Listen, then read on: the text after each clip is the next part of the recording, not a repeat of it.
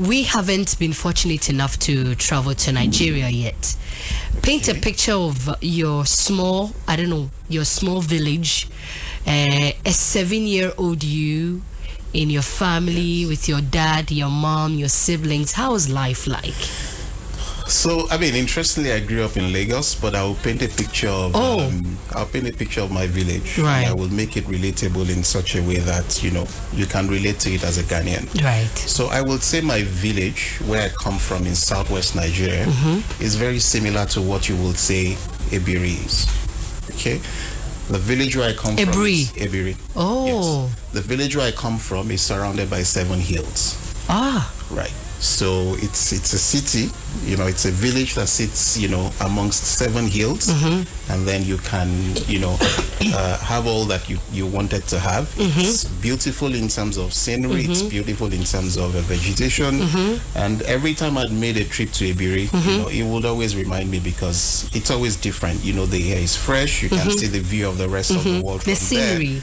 Yes, and then it's beautiful. I've been there a couple of times. I would say probably 3 or 4 times. Right. And again, I think versus how you could say Nigeria is. I think in Ghana people make a lot more trips back to the village than we would normally do. I think it's something that has to do with my generation. Yeah, and this was when our parents, migrated into the city. Okay. Otherwise life was very easy, in the days before we came, where people were happy to live in the village and then work and do everything, they wanted in the village. But as the economy continued to expand, people had to travel into the cities for them to find, their sources of income. So I was born in Lagos. Okay. I was raised in Lagos. Okay. Typical of any middle class family, so I will not say that I've come from wealth, but I've been fortunate to have come from a family, that believed in education. Right. I love that. So, and I think that was the ticket, for each and every one of us, to get out of poverty. So I come from a very long line of educationists. My maternal grandfather, was he's late now, God bless his soul. He was an educationist and a disciplinarian. So I would say that majority of us who were his grandchildren, had the benefit of, benefiting from his own experience. Okay. Again, he was the only educated, child of his parents. His siblings, were not educated. But he told us the story of how sometimes going to school as kids, it was extremely dangerous.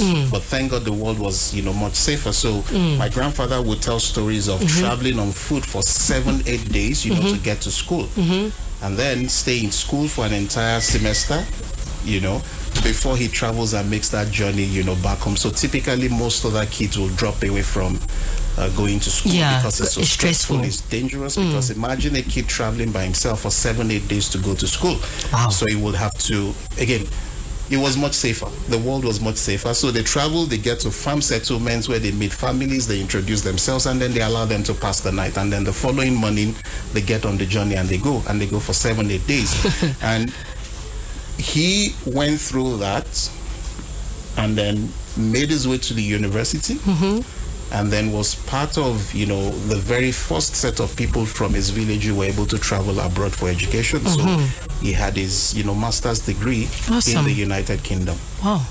So coming back, that then informed, what it was for the rest of the family. So it's either you're educated or you're educated. Or you're not part of the family.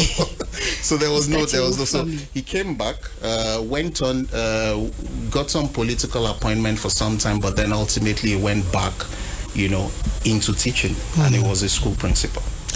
Right, and having lived in the UK, eventually moved back to his village because he wanted to really impact his community, and went back as a principal in his village, and then eventually started a continuing education center for the village.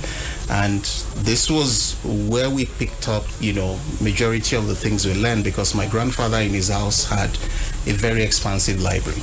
So when you go visiting, On most vacations, you spend your time reading because my grandfather will give you a book and say you have to finish this by this Sounds time. like my grandma too. And then come back to tell me. So this is YFM. Really, shaped, growing up, as a child, and then that kind of expands your view of what the world is. Yeah. Life again is not about coming from wealth, because there are instances of people who come from significant wealth who today, are not doing much, with their life. So it's about how much of the world view you have and how much your view is expanded, that ultimately determines what you make out of life. So, to sum it up,